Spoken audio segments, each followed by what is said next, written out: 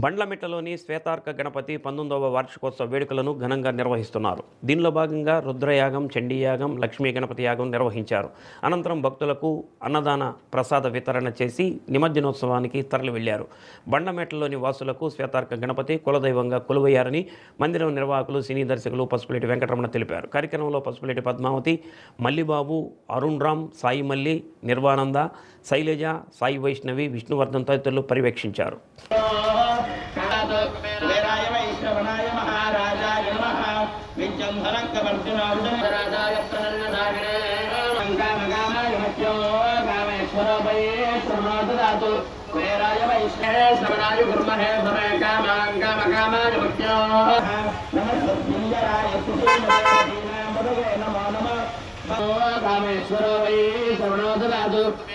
श्रवणाय महाराज वैष्णवाय महाराजाय नमः स्वाहा राजाधिराजाय भक्तिदाहिने नमो वयं वै श्रवणाय गुरुमहे सवे कामाय भक्त्यो कामेश्वर सवे कामाय भक्त्यो कामेश्वर वै नमते सपनामृतगे नमः राजाधिराजाय प्रसन्नदाय नमो वयं वै कामेश्वर वै श्रवणादु दातु ओम नमो ज्येष्ठाय ओम ज्येष्ठं जमा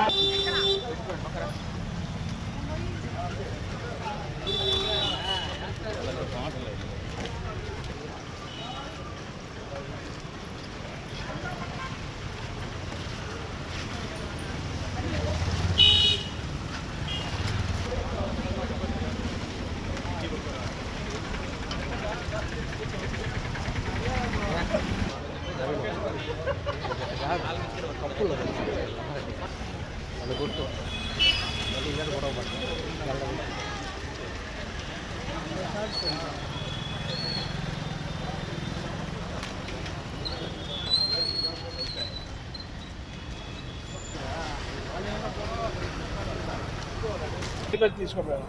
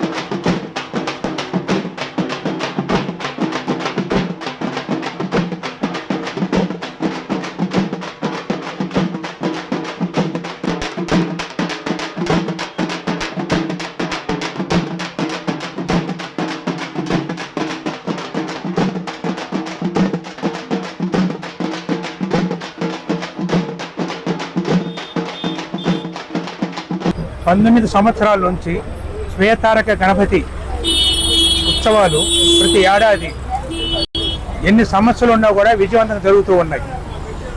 ఎప్పటికప్పుడు వర్షాలు వస్తాయని చెప్పనుకుంటాం. హోమం రాత్రి కూడా దారుణంగా వర్షం కురిసింది, భయపడ్డారు. నేను ఒకటే చెప్పా, ఉదయం వర్షం ఉండదు అన్నాను. అలాగే ఉండదు. మాకు ఆయనకున్నటువంటి పవర్ ఏంటనేది మాకు ప్రత్యక్షంగా తెలుసు. మాకే కాదు, ఈ ఏరియాలో ఉన్న ప్రతి ఒక్కరు కూడా షాపులు తెరవాలన్నా కూడా ఆయనకి తాళాలు అక్కడ పెట్టి దండం పెట్టుకుంది. ఎవరు షాపులు కూడా తెరవరు. దూర ప్రాంతం అలాగే వస్తూ ఉంటుంటారు. ఆ శ్వేతారకంతో నమ్ముకొని మేము ఆయన పేరుతోటి శ్వేతారకం ఎంటర్ప్రైజ్ సినిమా బ్యానర్ని ఏర్పాటు చేసాం. ఆయన పేరు మీద మేము నిత్యం పూజలు జరుగుతూ ఉంటాయి. ఉత్సవాలు మాత్రం ఈ 5 రోజులు కానీ 9 రోజులు కానీ అనుకూలంగా బట్టి మేము చేస్తూ ఉంటాం.